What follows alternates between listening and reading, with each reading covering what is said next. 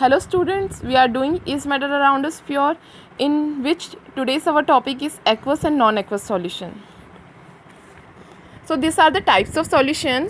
So first we will discuss about aqueous solution. Aqueous solution is those in which solvent is water, है ना. Solution किसका बना होता है? सॉल्यूट प्लस सॉल्वेंट का बना होता है, और जिसमें सॉल्वेंट वाटर रहता है वो एक्वस सॉल्यूशन कहलाता है. ठीक है. For example salt solution. अगर सॉल्ट सॉल्यूशन को हम देखें तो सॉल्ट सॉल्यूट रहता है और उसमें वाटर जो रहता है वो क्या रहता है? सॉल्वेंट. ठीक है. तो ये क्या होता है? एक्वस सॉल्यूशन, जिसमें सॉल्वेंट जो रहता है वो वाटर रहता है, उसे क्या कहते हैं? Aqueous solution. और नॉन एक्वस सॉल्यूशन क्या होता है? Solvent is other than water.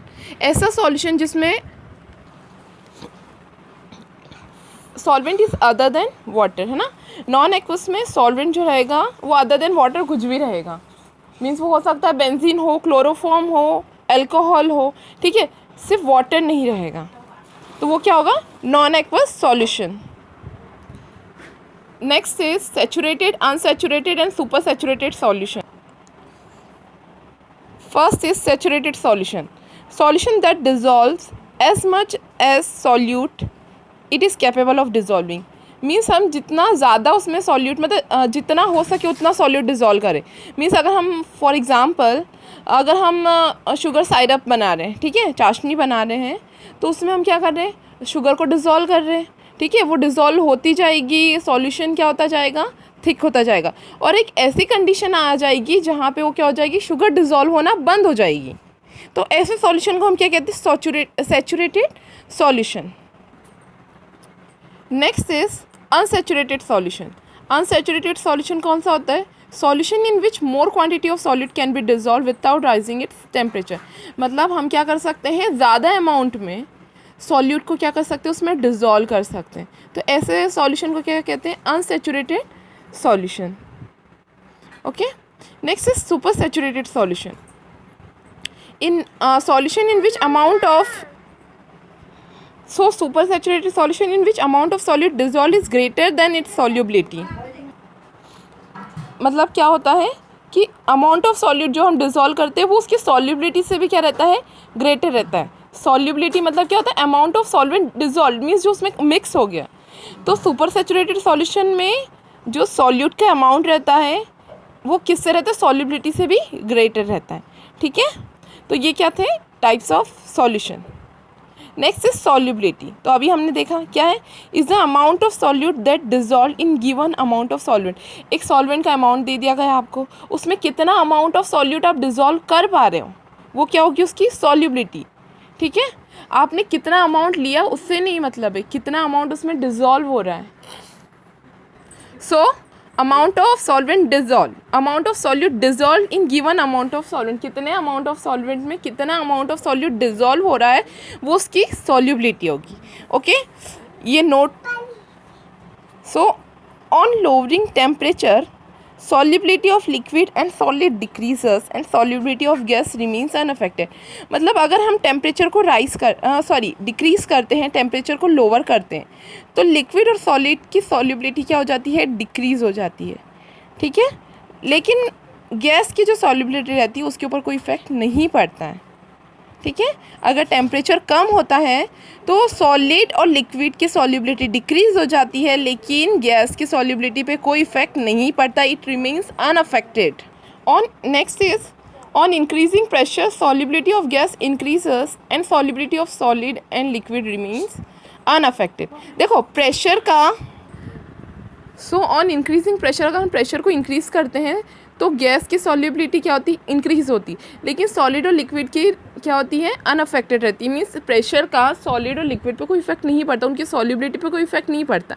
लेकिन गैस की सॉल्युबिलिटी क्या हो जाती है? इंक्रीज़ हो जाती है अगर हम प्रेशर को इंक्रीज़ कर. Next is concentration of solution. You have to do numericals on this. Okay. So in this we will discuss about mass percentage, volume percentage. Means हम क्या कर सकते हैं? इसमें सॉल्यूशन की कंसनट्रेशन को कैसे कैलकुलेट कर सकते हैं. ओके. तो there are some formula, we will discuss it in this video also and in next video also. Okay, so what is concentration of solution? Amount of solute present in given solution. कितना amount of solute किसी भी solution में present है वो solution की क्या होगी, concentration होगी. ओके, तो the concentration can be measured in mass percentage, volume percentage. Okay, so first we will discuss about mass percentage. तो मास परसेंटेज क्या होता है, mass of solute upon total mass of solution into 100. ठीक है, सिर्फ यहाँ पे मास सॉल्यूट का चाहिए हमें, और total mass of solution, total mass of solution means हमें यहाँ पे सॉल्यूट प्लस सॉल्वेंट दोनों के मास की रिक्वायरमेंट. Okay, into 100. तो मास परसेंटेज क्या हुआ, मास of solute upon total mass of solution into 100. तो इससे हम क्या कर सकते हैं, सॉल्यूशन की कंसंट्रेशन डिटरमाइन कर सकते हैं. Let's see an example. See here, this is the numerical based on mass percentage or concentration of solution we can say. Okay, so here is a question. A solution is made by dissolving 50 gram potassium nitrate. Potassium nitrate means KNO3 into 50 gram of water. Calculate the concentration of potassium nitrate solution. हमें क्या करना है, KNO3 की concentration find out करनी है, calculate करनी है solution में. तो हमें कितना given है solute, 50 ग्राम पोटेशियम नाइट्रेट दे रखा है. ठीक है, सॉल्वेंट कितना दे रखा है, 250 ग्राम दे रखा है. ठीक है, क्या बोला है, 250 ग्राम वाटर.